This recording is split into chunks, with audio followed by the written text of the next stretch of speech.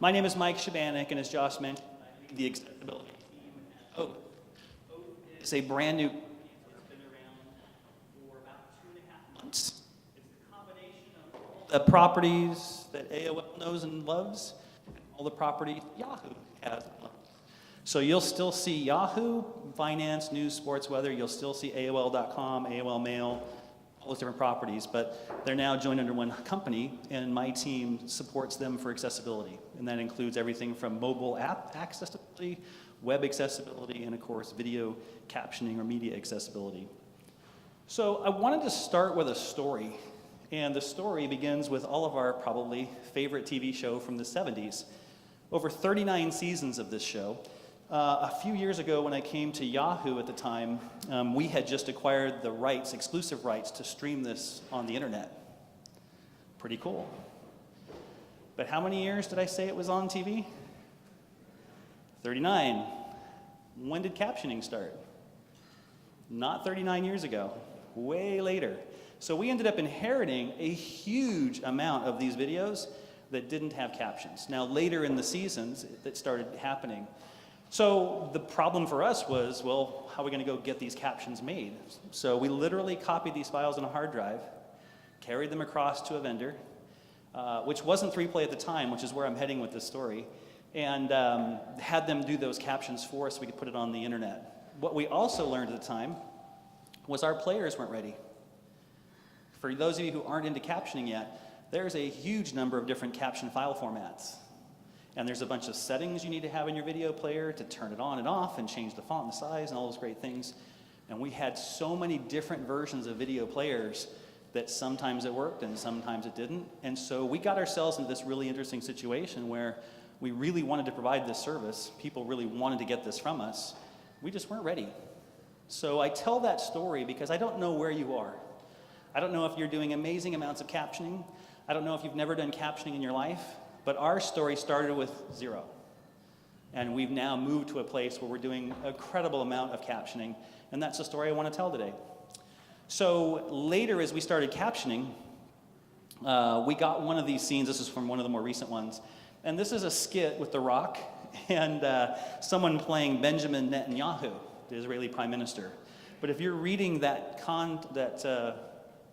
text on the screen there, you notice it doesn't say Netanyahu. It says, yes, it says Netanyahu, because the vendor thought, oh, it's Yahoo, so it must be what they meant, right? No, it's not what we meant.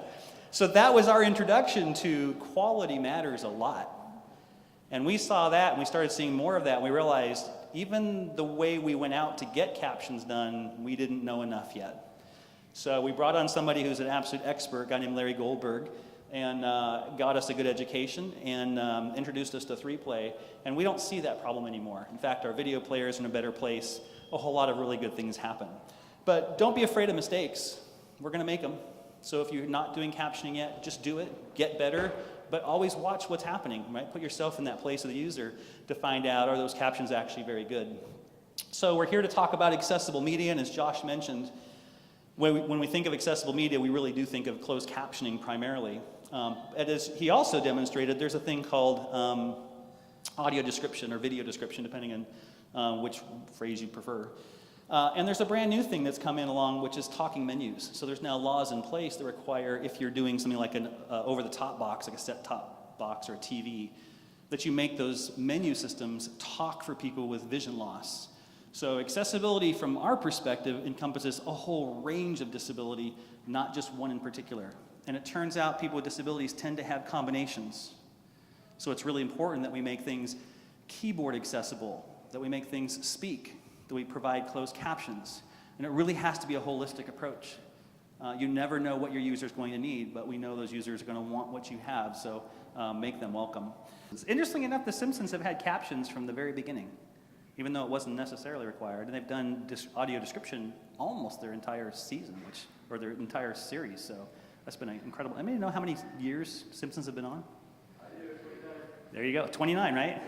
Huge. Yeah. How do you know that exactly? It's been on forever. Yeah, so you're our Simpsons guy. There you go. One of the fun things about audio description, though, is for people who are even seeing it, even if they're not just listening only, it's amazing what you pick up. in the description that you just sort of miss when you're watching it. So Homer Simpson running by with his hair on fire, but the chair over his head, some of those kinds of things, angry dad, that kind of stuff. So that's another type of video accessibility you want to be thinking about. So I have another question for you. You're our Trivial Pursuit champion, so maybe you'll know this one too. Does anybody know where closed captioning started? Like, how did we even get here?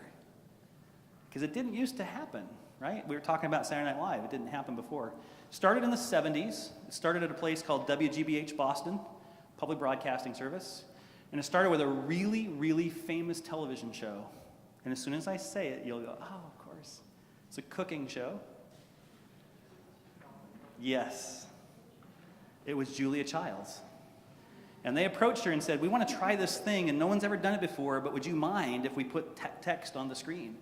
And so this is called open captions, which means it's literally burned right into the video. Everybody sees it, which was a huge step forward. She was a really big fan, and that's what sort of got things going and proved this is actually something that everyone can appreciate and enjoy, which is terrific. And especially if anybody know how Julia Child's voice, she talks like this. And it's really, I'm terrible at this, but it's really hard to hear sometimes. Is it 1 cup or 3 cups? I don't know, something like that. So having that text turned out to be actually a really great thing. And of course, then the question was how long would it take for captions to show up? And so super fast immediate delivery was like 5 hours. And for things like the news or finance information or weather information, 5 hours can mean a really big difference in having something that's useful and something that's not. So we've come a very long way. Eventually, users got to choose if they wanted captions or not, and that's closed captioning. So that's that black box, which allows the user to decide, do I want to see these or do I not want to see these, and they can turn them on and off. And you know you've reached the pinnacle of civilization. I think we've done everything we need to do, because now on the privacy of your own mobile phone, you can watch Will Ferrell acting as Alex Trebek with closed captions anywhere and anywhere. So that's also very, very cool. So how do we get from here to there, and how did Yahoo get from here to there? Well, as I mentioned, we had a long way to go, and we had to start with the first step. So as we moved forward, we realized we need a better way to sort of figure out how this is appearing to our users. So we created these things called the Accessibility Labs. This lab is based in Sunnyvale, California, heart of Silicon Valley. It's at the former Yahoo headquarters, now Oath. And the design of this lab is very unique. We've had many companies come through. We've had over 1,300 people come through in just 6 months. We've had everyone from CEOs from Taiwan to Will.i.am to Macy's. Like, everybody has come through this place because it's so unique and unusual. The idea is really simple. When we ask students who graduate with a 4-year degree, and I'll ask you guys, maybe that's a good question. How many of you in your undergraduate degree heard the word accessibility? That's excellent. That's 4 hands. That's more than we usually get. So then who's doing all this work? Exactly. So hand it all to him, and I think we've got it. This is the fundamental problem, is we have really smart, really talented people coming into the field in all these different companies who've never even heard the word in their undergraduate work. And they land in the job, and they're like, I didn't know. What was I supposed to know? No one told me. I have no idea how this stuff works. And so it becomes this incredible teaching task for all these companies to explain there's some obligations, there's some culture here that says this is the right thing to do, there's some techniques that we have to have, there's some process that we have in place, and it's a huge amount of effort. So this lab is intended to give students or new hires, even if they're coming from another company, first-hand experience with assistive technology. Most of the people that come to this lab, whether they've worked in the industry for 30 years or for 2 days, have never experienced a screen reader, something for the blind to speak what's on the screen of their computer or their mobile phone. They've never experienced, perhaps, turning on closed captions. They might have seen them running, but they've never figured out, like, where do you turn those on? How do you adjust the text size or the color? We focus not on the difficulty, we focus on success, which is also really unique. So our job there is to show this can all be done, and people do it all the time, every single day. You just might not bump into them, but they're out there, and this is how they do it. So our job as Oath, and hopefully your job too, is to enable the things that people can do and expect. And so that's really what this lab is all about. There's one of our guys, Gary, and you can see the lab's pretty full. That's actually a slow day, but that's what it feels like. We bring in a design team, an engineering team, we'll bring in guest visitors, and we sometimes will put their product up on that big screen and just walk through with a keyboard only. Just don't touch the mouse or trackpad. Can you navigate? Can you click buttons? Can you click links? Surprising how many times that fails. If we resize, does it magnify and does it break, or is it a nice responsive web design? If it's video, does it have captions on it? If it has captions but they're not showing up, how do you turn them on? Is it obvious? So we go through all those things with those teams, and we've had a really great experience with teams coming back saying, wow, I had no idea all this stuff was out there, and then it all worked. So then they get to that right question, which is, what do I have to do? And that's when we start that conversation about the technical parts of making this stuff happen. From a media perspective, we realized we needed actually another location because there was too much going on in the first one.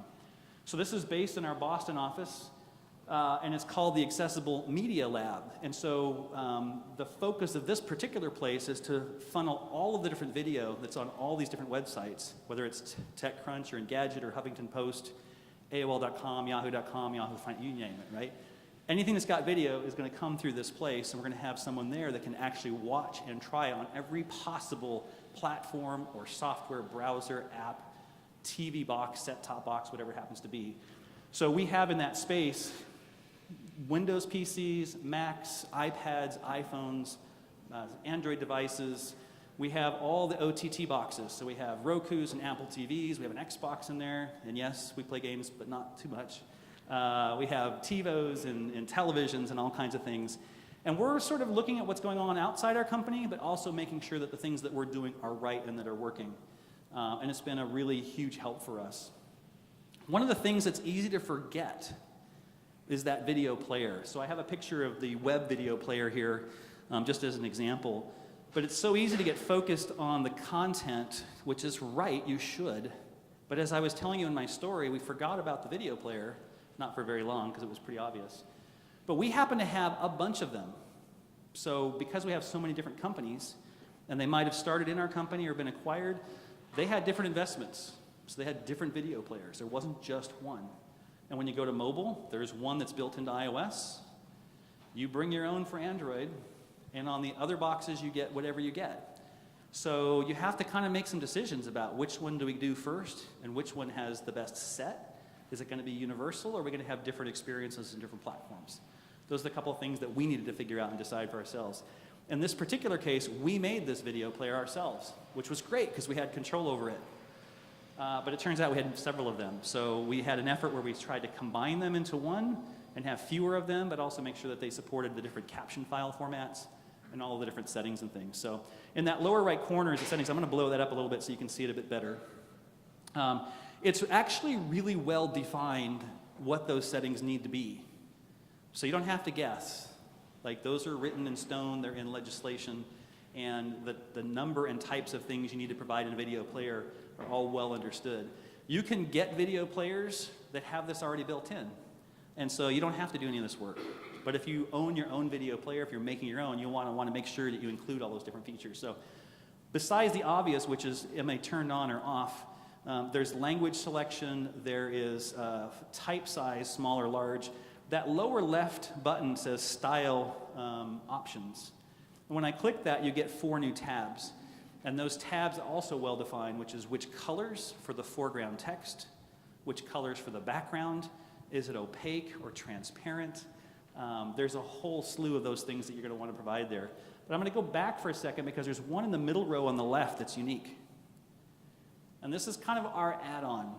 So no one asked us to do this, but we thought, you know what, we've been watching these ourselves, and what we realized was if you watch something like CNN, what happens on the bottom of the screen? You get the ticker, right? And it's like, ooh, that's the hot news, that's the latest thing, I gotta see that. Where do the captions show up? Right on top. So now if you don't use captions, it's all fine, but if you turn on captions, it's not a great experience. So we added a feature that allows the user to position those captions at the top. So if I go back one step more, you'll actually notice the captions are running across the top in green, not in the bottom lower third. And that allows people who prefer those to be able to move them up where it's easier to see and not conflict with the production of the video. So we're not affecting the creativity of the video producers, we're allowing the technology to adapt and make it really interesting and useful for people who want to use it. It turns out not every caption format supports that. We learned that the hard way.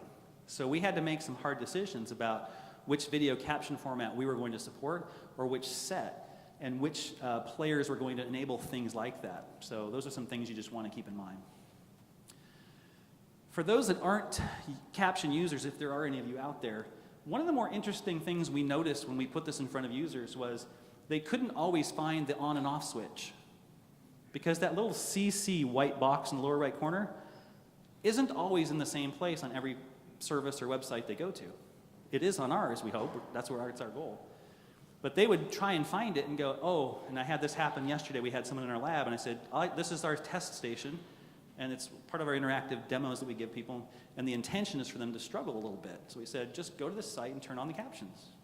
And immediately this gal looks over at me and she goes, I don't think I know how to do this. I must be doing something wrong. And I started laughing. I said, no. Where did you think they were going to be?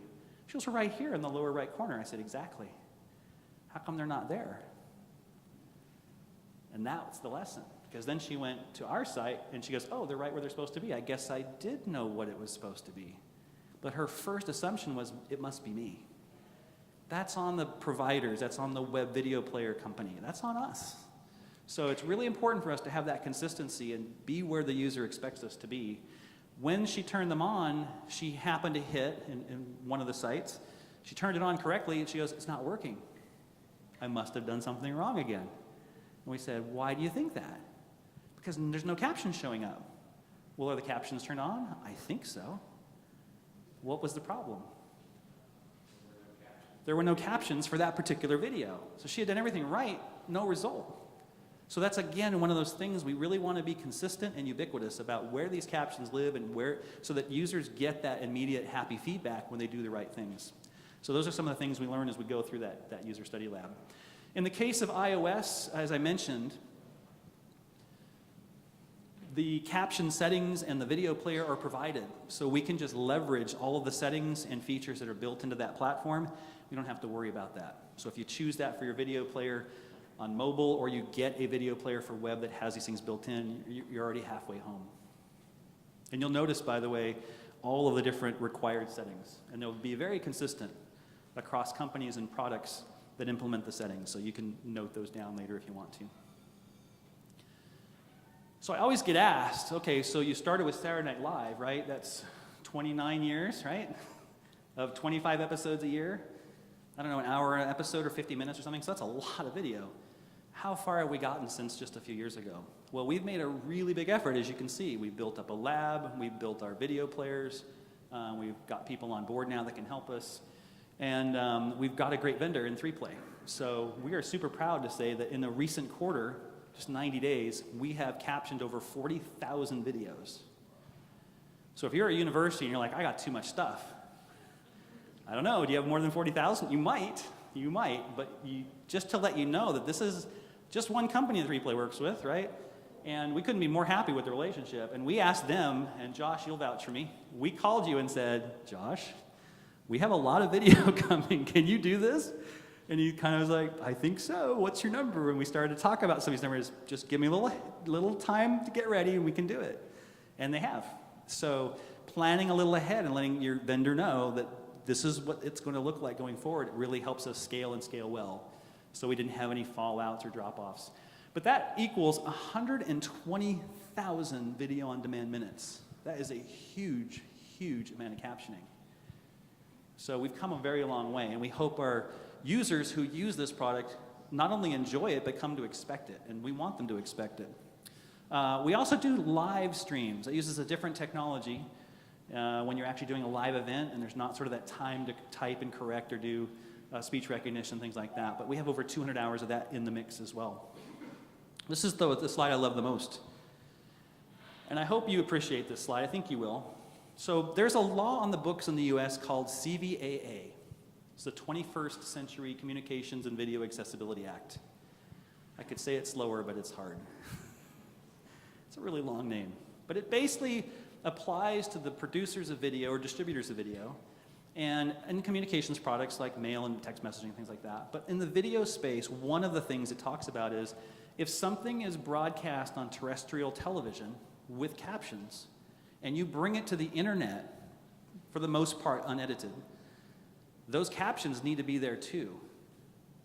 Now what's not said there is the technical format for captioning on television is really different than the one you use on the internet. So you need to do some translation, or you need to recaption or something, but it's not like you can just pick it up and use it. You have to do a little bit of work. In our case, we looked through everything we were doing and said, you know what? I actually don't even know how much of this is required, because we're doing so much, it seems like we're probably past the line. So when we looked into this number, we're thinking, okay, it might be like 30%, 40%, I don't know. And when my guys came back and said, do you realize that only 1% of what we're doing is actually required? I was like, hallelujah. That's how it should be, right? We're not a compliance team. We're way past compliance. We're about usability and making really great stuff that people love. And when your focus is there, whether it's in education and it's academic training, whatever it happens to be, it's a business, shoot high. And you won't have to worry about, are we compliant, did we do the right thing, and do we have enough captioned content? That should be automatic, right? We didn't start with what's the least we could do. And as I heard from a friend of mine when I was trying to explain this field to him, he's not in this industry, he said, so let me get this right. If you did any less, you'd be illegal? That doesn't sound right. I said, yeah, no, we want to be way, way up here. So I want to encourage you to really think high and aim high, and it can be done. If you're like me, your next question in your head right now is probably, how in the world did he get anybody to agree to that? How did he get the budget for that? How did he convince the company to do that? That's a good question. Anybody have that question? Good, okay. We'll have to come back to that for a second. So how did we get to that number? Well, we produce our own content in a lot of places. So you can imagine Yahoo News and sports and finance and entertainment and lifestyle and view and all these things. So the first thing for us was, if we make it, let's make sure it's captioned. Because we have all the control over it. We have the timing of it. We own the content, the material, the schedule, everything. So let's just make sure we're doing that and doing that really, really well. So if it's made by Yahoo, and by the way, if I haven't made this clear, you're going to still see Yahoo, even though our company is called Oath. Yahoo lives on. So your Yahoo Mail accounts are safe, and Yahoo.com is still going to be there. So you'll still see those names and brands. But we also, imagine, work with a huge number of partners. So, and these are name brand folks, right? New York Times, BuzzFeed, Reuters, NFL, Vogue, Epicure, like the real guys. And they give us tons and tons of video, but we don't control that video. So we've had to work with them and establish a partnership that says, do you have captions for that video? And if not, please do. We encourage them to do the right thing if they're not already. But then also make sure that if they have them, that they provide them to us. And some signs are like, yeah, we have them, but just nobody asked. Nobody asked, so we ask. And then we can get those captions in. Then we have to go through the process of, are they in the proper format? Are they the same, are they net on Yahoo, or are they good quality captions? We've got to make some decisions about whether we'll pass those through or fix those. So we have a couple of decisions to make along the way. There's also a category up here that's not included, but I think it's kind of interesting. Anybody like movie trailers? Right? Everybody likes, like, people wait in line, like, sort of at home. Like, when's that trailer coming out for Star Wars? People love trailers. Did anybody know that trailers are not captioned? They're just not. What year is it? How did that even happen? You can go to a theater and get captions if you ask. They have technology to do that. But you can't see the movie trailer before you go. So when we asked our users, what's the most thing you want? Like, what could we do better? Guess what they said? Movie trailers. We're like, I think we kind of all sat around the table and went, how did that happen? So we're looking around, we're like, yeah, of course we have movie trailers. So now we are the only place in the US where you can get captions on movie trailers. So you can check out that movie before you go to the theater. And we're proud of that. So there's a lot of things to notice about that. Are the captions complete? Did they show up on time? Were the spelling correct? Especially with things like last names. I remember we had one of the football games come in, and you're going to love this one, Tuiasosopo. We're like, there's no way that captioner's going to get that name right. They did. So we were like, so good job on you guys, 3Play. That was really awesome. And there were a bunch of those in that particular game, so it was kind of fun. But that quality really does matter to us. And so I put this on the screen just to give you a sense of sort of how we look at captions, and hopefully this will inspire you to not just say, do we have them? Because it's really, do we have them well? And so our goals are always to get the fastest possible delivery So if we can get them immediately, we do. And there's this really cool technology you can talk to the 3Play guys about called progressive delivery, where they can give the captions to us really, really fast. It's the first pass, and when it's super timely important, we'll take it. And then they can progressively deliver the more well-tuned, well-edited version. And we're very specific about which ones we'll do that with, depending on the importance and the timing of that particular video. But in most cases, the delivery we've received has always been on time or early in our experience, so we're super happy with that. Accurate, well-synced, and complete. This is part of my education when I started understanding about captions. Accuracy seems sort of obvious. It's either spelled right or it's spelled wrong on Yahoo.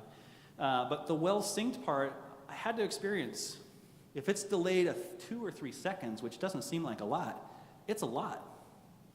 And if you're watching a scene and you happen to be listening and you're seeing the text and it's the wrong text, it's really weird. And you can only imagine what that would be like if you're trying to follow this and actually understand what's happening in real time. So that turns out to be a really important thing. It's more typical on television, and maybe not so much lately, but complete. So sometimes captions would start late and you'd miss the opening scene. Sometimes they'd cut off early to go to commercial or switch over to the nightly news broadcast, and you'd miss the grand finish of your favorite drama.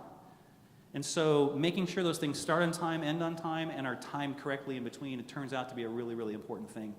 We already talked about being on every platform users want to see it on. If they're at home or in the office watching something and they go on the road and grab their phone, of course, if I was watching with captions here, it should be here, right? But if you're providing it, that's a different whole thing. Different video player, different OS, different stream perhaps. Like there's a whole bunch of things that go on behind there. But to the user that's like, I just want to watch the video. So let me watch where I am. So that's really important for us as well. Of course, we want to be compliant. And I mentioned those settings that are required. So we want to make sure we have all of those. And of course, as you saw the 1%, we want to make sure and do what's expected of us. But our goals are really, really much higher than that. And that last piece is affordability, right? We have to be able to do it in a way that sustains what we're doing here. And so, of course, as the volume goes up, the price goes down. And when we started at a small amount, it was a little more expensive, but we were investing less. So there's a point at which you kind of cross that barrier and it becomes really, really affordable. But in terms of where we've been, I mean, I don't remember what the exact price was like 20 years ago, but it was, what, $80 a minute or something. It was huge. I think it was like, I'm looking at Lily and Josh, it was like 80, like back in the old days. Now it's really, really affordable. So don't let that stop you if that's a concern. Captions are for everyone. So this is really kind of what I wanted to lead you to. We care about people with hearing loss, and we want to make sure those captions are available to those people. But we care about everybody. And what we learned was that everybody can take advantage and enjoy captions. Now, the kind of common example is you're in the gymnasium, and you can't listen to TV because there's 30 TVs, so you either plug in headphones, or if you forgot, or like me, tear them out when you're on the treadmill, you turn on captions, right? So even if you don't have hearing loss, this is a really big advantage. If you're in the airport, captions are everywhere.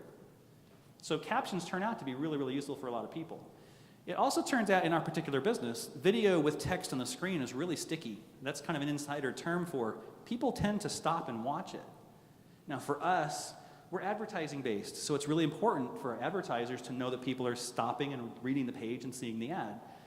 So that's a really, really big deal. Just by adding captions, we can get people to sort of pay more attention, if you will. And it's much easier for people when they're in an environment where they can't turn on the audio or they don't have headphones, airport, stuff like that.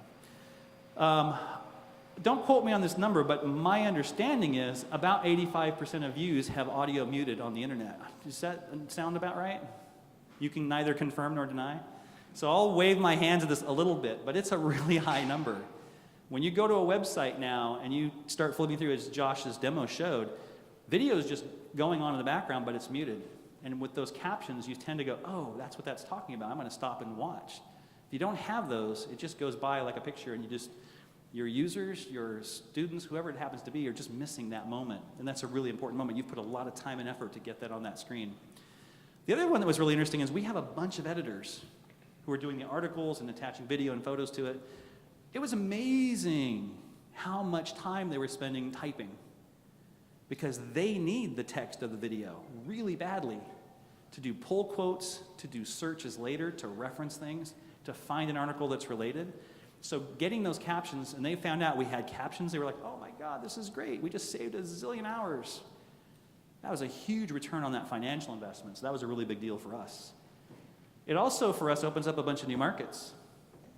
If we can do translation from the English to German or Spanish or French or whatever it is, suddenly our entire video library becomes way more available in way more places with not a lot of production cost. We don't have to reshoot, which is really, really cool. And then the last one for us that's also really exciting is, as I mentioned for our editors, but this is true for anyone, how cool is it to be able to go in and find which video has which phrase? So if I'm searching during the political debates, or I'm searching through who knows what major event, suddenly now, not only can I figure out what video it is, but this is the interesting part, we have time codes with that text. So we can figure out where in that video that phrase was spoken. And that's really rare and really unusual, and that's opening up some really interesting opportunities for us, which maybe I'll share in the future. I'll leave that one for you. So all of this work has taken us from a few things with Saturday Night Live to something pretty extraordinary. And so I'm thrilled to be able to share it with you, and I appreciate having the opportunity. We were really amazed and happy that the Hearing Loss Association of America in 2016 recognized all this work. Because sometimes you do it, and you do it for the right reasons. You're not looking for awards, but it was really nice to be recognized. So I wanted to share that with you. They looked through that whole process and went, wow, what's going on over there? This is really, really cool and really meets the needs of our particular community. So that was really, really nice. So let me end on this. As I mentioned, we're now called Oath, and you can imagine that means we have oaths. And our oath for our team and our company is commit to inclusion. And we hope that it's your commitment too. Thanks. Does anyone have questions for Mike? Yeah, go ahead. Here. Do you have metadata tied to these, your videos?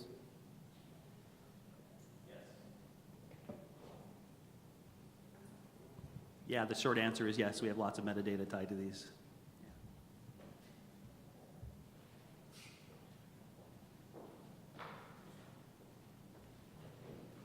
I guess to expand on that question, because you've built your own player, do you have information as far as when people turn captions on, when they turn them off, how many views or what percentage of people, and does that help you sell back to the company, this is important, we should make it look better, and this is not just for the hard of hearing, and so forth? Yeah, great question. So we do have it on the web player because it's the one we built and that we own, but we don't have it for the iOS player. We don't have it for the Android player. We don't have it on the Roku box. So the numbers don't fully represent the number of people actually using captions, but on that one segment we can get at least a snapshot. So we don't lean too heavily on it. We're gonna do this regardless because it's the right thing to do, and as you saw that list of returns, it's huge. It way outweighs the cost that we spend in terms of making those captions available. So from the editorial side, from the being able to present these things to more people, more places, the stickiness on the web, those are huge factors that are hard to actually put numbers to. But I think whenever we talk to our execs, they're like, oh yeah, that's exactly what we're looking for. So it's been really successful for us.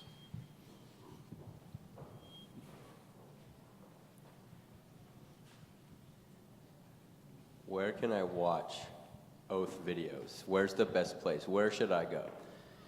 You can go to AOL.com or Yahoo.com or Yahoo Finance or Yahoo News, depending on what subject you're interested in. Yahoo Sports.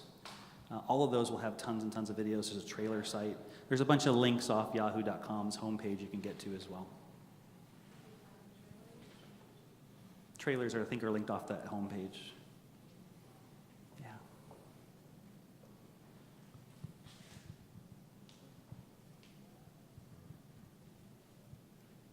So what is your commitment to text?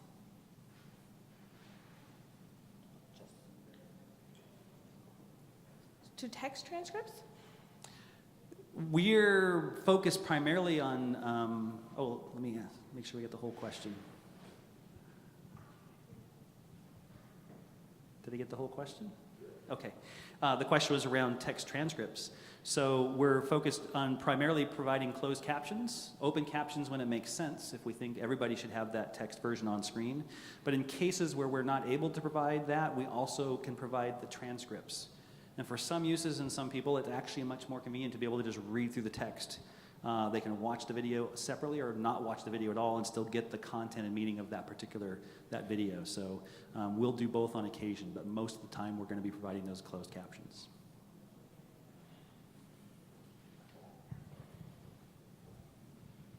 Many of the captions now have a positional captions so that we could see who is speaking and what captions. Does it also have like emotion or emphasis on those captions so we could see who is sad or angry or loud? Yeah, good question. So it turns out that the producer of the video has the ability to encode in the caption file who's speaking and place the text on that side of the screen and maybe the other text for the other person on the other side. There's also, for good captions, you'll get additional information that's not spoken. So you'll see music quote or music symbols for music playing in the background or audience or noise or things like that. So there'll be a different annotation inside that caption text. Okay, so going back to text transcripts, so does this mean you haven't thought about the usability for deaf-blind individuals? I mean, that's something, just being able to read the captions isn't, it's great for those who can see the captions, but for those who have vision loss and are blind as well, then we would, that's having a different aspect coming along with the text option. Yeah, that's a good question. What about deaf-blind users? So we are working really hard to make the captions work in conjunction with screen readers, which would then potentially output to refreshable braille displays and other means. So whether it's transcripts or whether it's synchronizing with screen readers, we're trying to solve that problem for everyone. Could you speak a little bit to some of the decision-making processes behind deciding whether or not these captions are going to be in multiple languages? Yeah, the short version of that answer is we need to get our house in order for US English. So this requires the video players to be up to speed. It requires us to make sure our captioning process is in a good place and the quality is very good. That's been most of the time we've spent to date. So part of that preparation is making sure those video players can support multiple tracks. So for example, AOL.com, you can actually see that it supports multiple language tracks. And that prepares the way for us to bring in the material, whether it's through partners or whether it's our own, to have those alternate languages as well. So we're building that up, and we're going to get there.